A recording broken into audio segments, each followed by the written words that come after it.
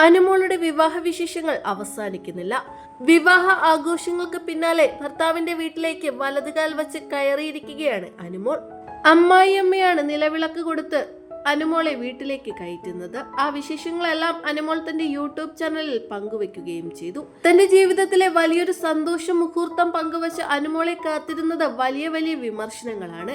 അനു ഓവറാക്കി ചളമാക്കി എന്നാണ് എല്ലാവരും ഒന്നുപോലെ പറയുന്നത്. അനാവശ്യമായ സംസാരം ഒഴിവാക്കാൻ ആരാധകർ അനുമോളോട് ആവശ്യപ്പെടുന്നുമുണ്ട്. ഇതിനെല്ലാം താരം സ്പോട്ടിൽ തന്നെ മറുപടിയും നൽകി.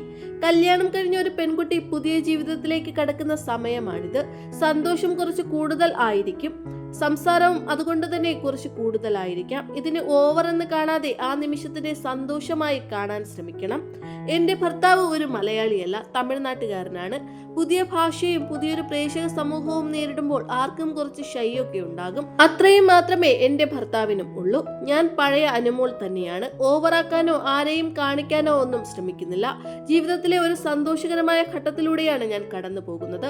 ആ സന്തോഷം നിങ്ങളുമായി പങ്കുവയ്ക്കുന്നു. ഇതിലുപരി മറ്റൊന്നുമില്ല. സ്നേഹത്തോടെ എല്ലാവരും കൂടെയുണ്ടാകുമെന്ന് പ്രതീക്ഷിക്കുന്നതായും അനുമോൾ കമന്റായി കുറിക്കുന്നു.